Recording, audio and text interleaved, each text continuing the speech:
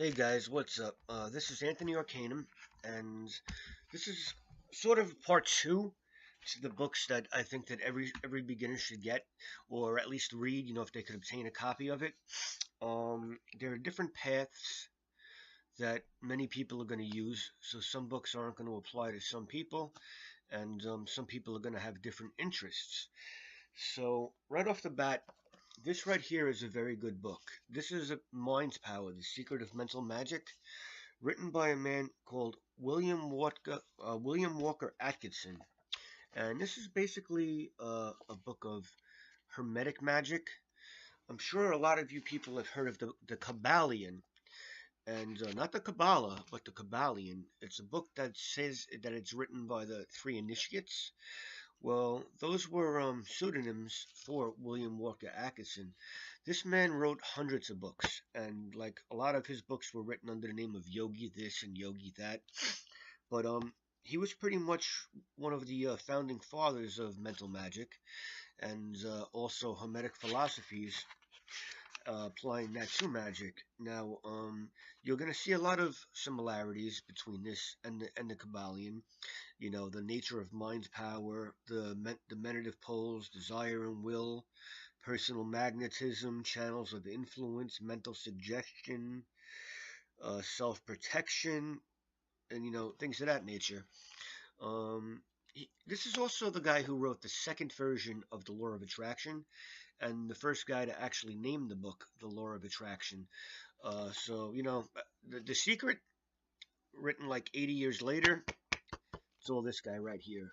Boring writer, but the information that he writes and his vast knowledge and expertise in the occult is just phenomenal. Right in this book over here, it even has a little bit about black magic, and it's just a really cool book to get. He also has a much smaller book called The Law of Attraction, which is like an 80-page book. You could look into that as well. Most of this guy's books are actually available in PDF format. Now, like in the last video we showed you guys the Bible. We also, as occultists, we have to look a lot into mythology a lot of the times. This book right here is a book called The Classic Bestseller Mythology, Timeless Tales and Heroes from Edith Hamilton. Now, this book right here tells you a lot of the Greek mythology's greatest stories, but it just shortens everything. The main reason for this book, though, is it tells you about the gods, Greek, and also their Roman counterparts, what they're known for, what their skill set was, yada, yada, yada. Like a Seinfeld episode. Also, for added benefit, tells us all about the Norse situation, the Norse story of creation, the Norse gods, the runes, and things of that nature. A lot of people like to apply the Greek gods, including Jason Miller, and a lot of the well-known writers like to include the Greek pantheon into their magic. So this is an excellent, simple book to learn the basics about that. So now another book is not about magic, but it sort of is. Unlimited Power by Tony Robbins. And he's basically telling you a lot about NLP and ways to change your mindset to be able to focus and believe in yourself. I think it's an excellent book. It should definitely be in any occult library. And right here, the mystical origins of the tarot card. Aside from having many, many books like the one I showed you in the last video, it's great to know a little bit about the history of the tarot, or as much as we actually have, and disputing variations of stories of such things. So, Paul Hausen, same man who brought us Mastering Witchcraft, which I recommend highly, writes this book very clearly and as cool as he did the last one. And, introduction of the playing cards and tarot decks, the origin of the suit designs, the origin of the trumps, cardomancy, vast meanings of all the cards, how to read the tarot, just a lot of information. And the book goes back to the 1300s with the history of the tarot, which is pretty cool. Most books don't do that. They take us to the 1800s with a teller and all of them. Another one, people that are going to be into necromancy are going to need a place to start. This right here, The Witch's Book of the Dead by Christian Day, is actually a pretty good place to start from what I hear. I'm not a necromancer. I read the book, and even if you're not into necromancy, he just gives so much information about the history of witches and witchcraft. In general, it's an excellent book to have because you don't have to Google so much. But let's just take a look. Covenant with the Dead, Opening the Doorway, The Altar of the Dead, The Witch's Tools of Spirit Work, Banishing and Exorcisms, excellent chapter by the way. Methods of Spirit Contact, excellent chapter by the way. Spirit Mediumship, Speaking with the Dead, Oracle Necromancy, Necromantic Magic, Dreaming Dead, how to bring your relatives and your loved ones to you in dreams.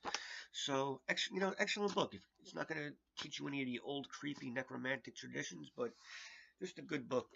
If you want to dream true, dream your relatives, just learn the history, I recommend it.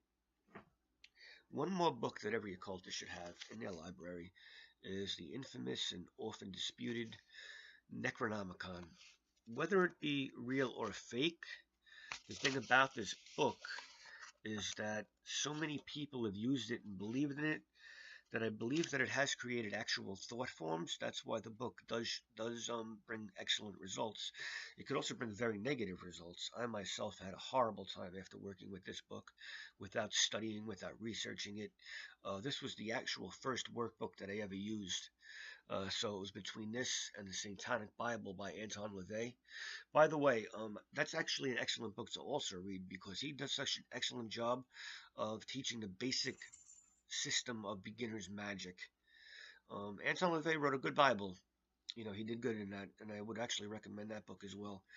But going back to this book, if nothing else, it teaches you an excellent history of the Sumerian traditions of religion and occultism, being the first known recorded civilization.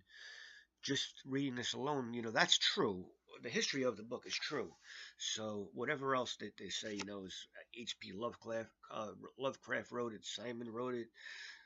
We don't know what the story is really, but those who believe, and those who don't. But either way, this book is going to be discussed so much, mentioned so much, and it has such a history behind it. It's a $7 book.